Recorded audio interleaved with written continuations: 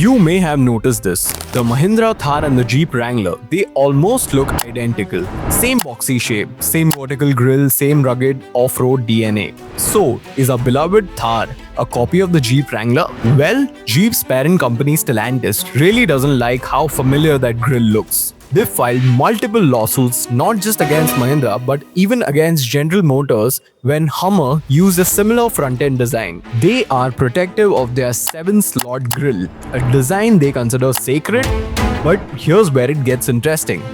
While Mahindra struggles to meet the demand for its incredibly popular Thar, Stellantis is losing market share in some of its most important global markets. And the question starts piling up.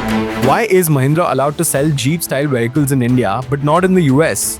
Why was Hummer allowed to use a similar grille in America but Mahindra wasn't? And what does a 70-year-old licensing deal have to do with all of this? And most importantly, is our beloved off-roader Thar a copy of the Jeep Wrangler? This isn't just a story about copycats or lawsuits. It's not even just about money or global car sales. This is a fight over who owns the DNA of what might be the most recognizable vehicle silhouette on Earth. The answer? Watch till the end to find out.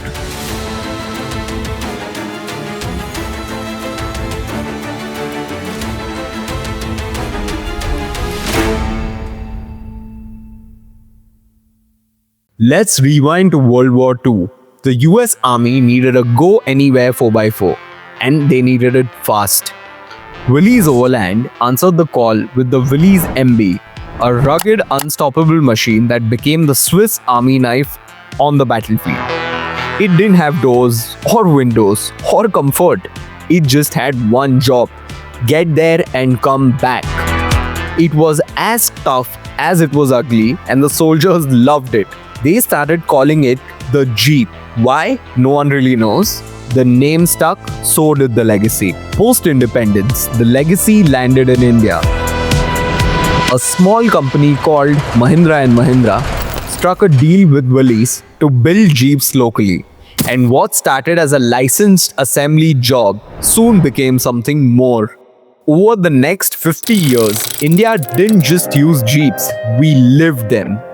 From the CJ3B to the MM540 to the Commander, these weren't cars, they were tools. No AC, no airbags, no frills, but they ran through mud, river, snow, and elections. In India, Jeep stopped being a brand, it became a word, a format even. By the early 2000s, Jeep the brand had gone global. Wranglers, Grand Cherokees, and a shiny new SUV lifestyle. Meanwhile in India, Mahindra was still holding the fort. They launched the first Thar in 2010. A spiritual successor to the Jeeps of the old, bare bones but brilliant. Then, in 2016, Jeep made its big glossy comeback to India. Showrooms, billboards, Wrangler-sized swagger. But here's the problem. It wasn't affordable, it wasn't accessible, and it wasn't Indian. Mahindra saw the gap and went for it. Enter the 2020 Thar. A modern 4x4 that looked a little too familiar to Jeep's liking. Boxy? Check. Round headlights? Check. That grille? Fire. Jeep's parent company Stellantis sued. What a surprise. First, in the US over the Roxor, Mahindra's export-only off-roader. Then, in Australia, over the Thar's design. The issue?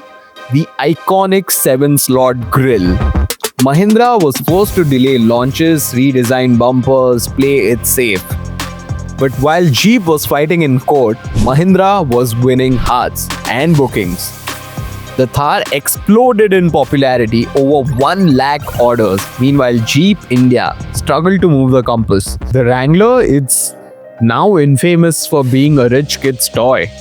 Jeep had the legacy, but Mahindra had the loyalty. So, who really owns the Jeep story in India? Jeep built the original myth, but Mahindra made it a part of our DNA. Today, the Thar is what the old CJ3B was. A symbol of defiance, freedom, and weekend wanderlust. And in a twist of fate, Mahindra won the US lawsuit in 2022.